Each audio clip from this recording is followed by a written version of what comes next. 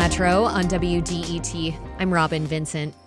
The Gordie Howe International Bridge includes 1.5 miles of cable and steel stretching across the Detroit River. The architect calls it a work of public art. You can see it from all over the city. Look down from it on the American side, and you're looking at Delray and parts of southwest Detroit, neighborhoods that have long sat in the shadow of heavy industry and have been overlooked because of it. The bridge landed in Delray for a reason. The area had a lot of vacant, publicly owned land available at low prices. Many residents didn't want it there. Once it was clear the bridge was coming, they organized and negotiated a $45 million community benefits agreement. Home repairs, new windows and air systems, a buyout for those who wanted to leave. So here's the question. When a $1 billion project lands on a neighborhood that spent decades being overlooked, can it actually leave the people who live there better off? Paul Draus is a sociologist at the University of Michigan-Dearborn. He's been tracking how folks near the Gordie Howe International Bridge have been affected by its construction. Professor Draus, welcome to the Metro. Oh, thank you. Great to be here. And one note, Professor Draus worked with a community park that received a donation from the Bridge Authority for a public sculpture a few years back. You work with people on development projects near the bridge. How have folks been reacting to the opening of the Gordie Howe International Bridge?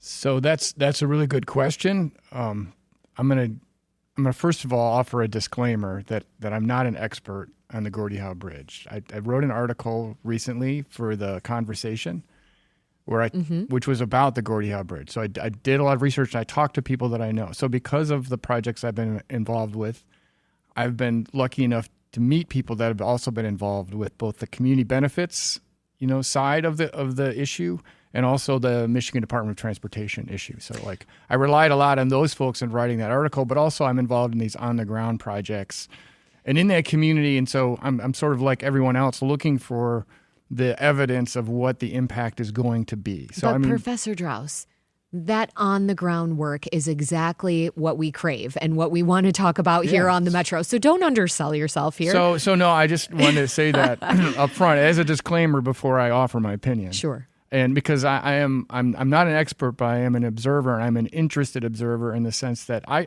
would like to see certain outcomes from this project, like a lot of other people. What outcomes would you like to see? So, there have been a lot of promised benefits of the bridge. So, we could go down the list. I did a search earlier. The economic benefits, in terms of increased trade, the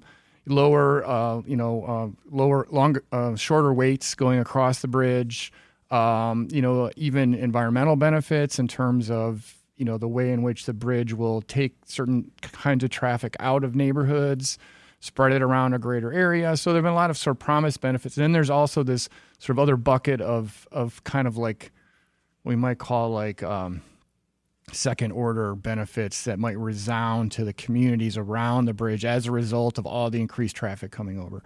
That's the part where I think it's both difficult to measure and it's going to take a while to understand what those impacts are going to be. I think for people on the ground, this is just like a lot of other infrastructure projects that happen around them and in spite of them, and they just have to deal with it, And so, I was at the Carbon Athletic Club the other night because I was thinking about this conversation we're going to have. So the guy next to me, I don't know who he was. He was an older guy. I was asking him right by the new bridge. So the Carbon Athletic Club, for those of you that don't know, is a century-old social club that's located in Carbon Works, which is this subsection of Delray, right? Mm-hmm. So it's literally sort of below the blast zone or the landing pad of the Gordie Howe Bridge. So I was in there asking, the bartender and some of the people at the bar, have you guys seen it? The bridge has been open a couple of weeks. And they were like, well, we did have some Canadians come in here and they actually became members. They came in, maybe, I don't know if they came in on their bicycles, because there is a bicycling community that is, part of both the Carbon Athletic Club and also is, I think, excited about the bridge. So there was that. And then I talked to the guy next to me about, what do you think about, the Matty Maroon the delay in opening the bridge. Yeah. So he's like, listen, whatever the $1 million that the Maroon family paid. So it's not Maddie, because Maddie is has passed, but the Maroon family reportedly paid $1 million to President Trump's PAC. They're supporters and contributors. Right. And so then there was a delay in the opening of the bridge. Right. And so what the guy next to me said was like, listen, whatever money they paid, they made it back multiple times over, because every week delay of the opening of the new bridge was more money in their pocket. So multiple millions of dollars or tens of millions were probably made in the meantime. So I thought it's an interesting observation from the bar stool, of somebody at the Carbon Athletic Club. So those are the kinds of things that I've been kind of looking for. With our park, the 4th Street Bridge Park that you mentioned, is scheduled to open its phase 2 within like the next few weeks. This is located at Oakwood and 4th Street, right on the Rouge River. Also, in Oakwood Heights, which is just across the river from Delray. So also in this same kind of like what you might call like the blast zone. And we have a sculpture that honors the memory of the 1932 Ford Hunger March. I've actually been here before to talk about that. That sculpture was paid for actually by the Detroit Windsor Bridge Authority mm-hmm. as part of a community benefits. And they've done some of the similar things in Windsor in Sandwich Town. Well, I'm glad you're bringing up the community benefits because I do want to talk about that for a moment, and I also want to acknowledge that what you're saying right now is that it's very much like a wait and see attitude among folks that you've spoken with, and based on what you've observed. And it depends. I mean, it depends on a lot of other things, right? So, like, what other things are going to happen as a result of the bridge that may then benefit people in, like, downriver? Like, Sure. The downstream effects, if you will. Exactly. Yeah. So, neighbors in Delray and parts of Southwest Detroit, they received a community benefits agreement, and that included funding for home repairs. What do you know about the impacts of those benefits? So, Simone Sagovac is the person I always go to talk about so there have been some direct benefits to people in terms of improving, their homes if they're in a certain radius, I think, of the bridge construction. I think there have been additional questions asked about whether that radius should be pushed out, because there are, again, second order kind of impacts beyond the immediate area of the bridge in terms of increased truck traffic and things like that. So I think this is a constant negotiation. I know that the Community Benefits Coalition was working actively with colleagues of mine at the University of Michigan, especially in public health. So my colleague Natalie Sampson would be a great person to talk to. They've been studying these health impacts.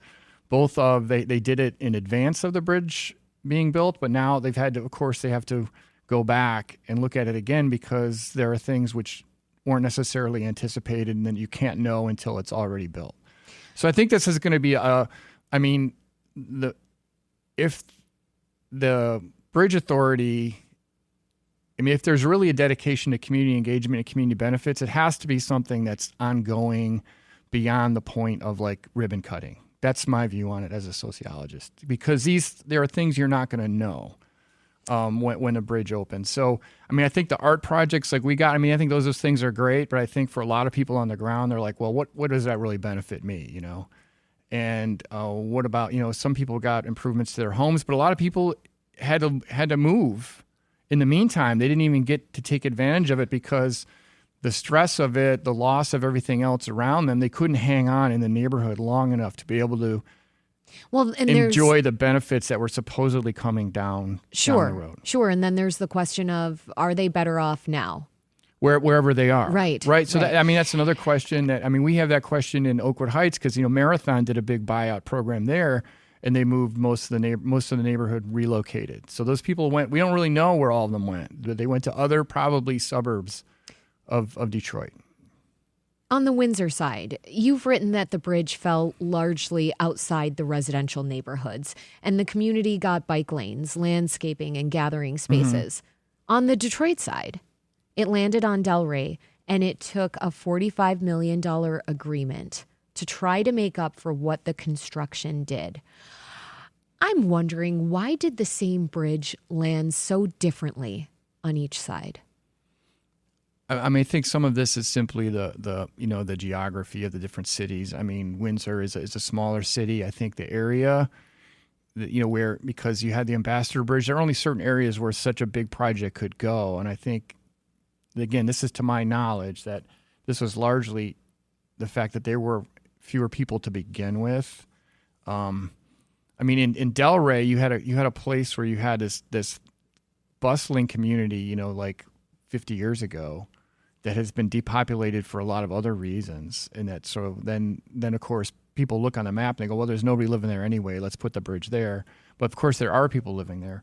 On the Windsor side, I'm not totally sure. I think that there was probably more available real estate there. I mean, I did drive over the bridge yesterday, actually.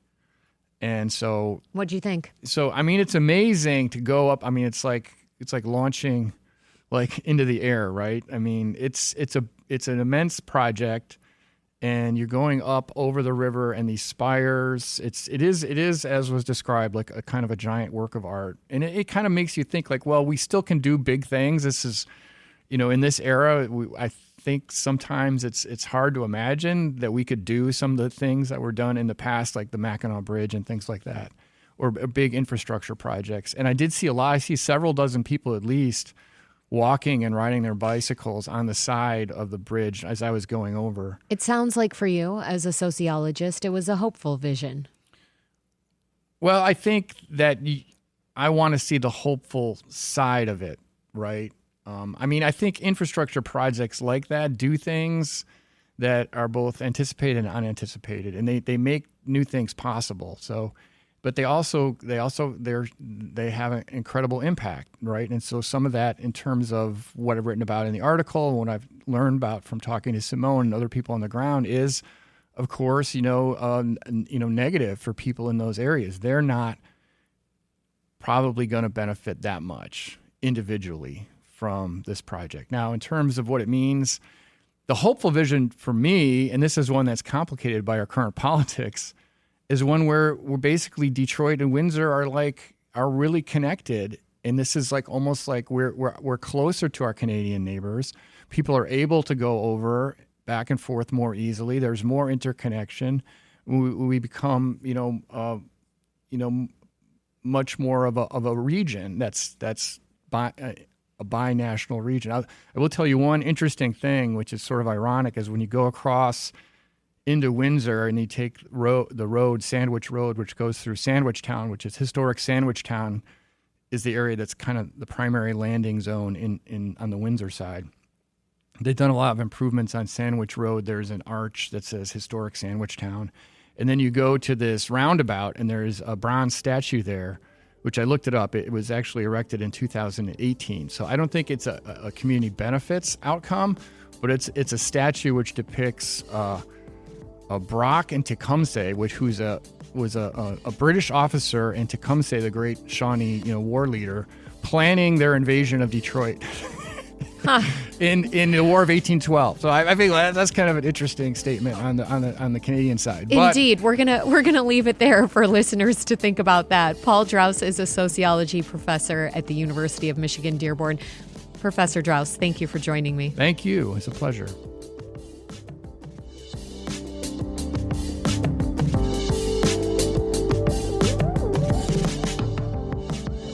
It's the Metro on WDET. Coming up, there's a new stable being built in the city of Detroit. We'll speak with the person leading the charge to get kids on horseback. This is WDET FM, Detroit Public Radio, your connection to news, music, and conversation.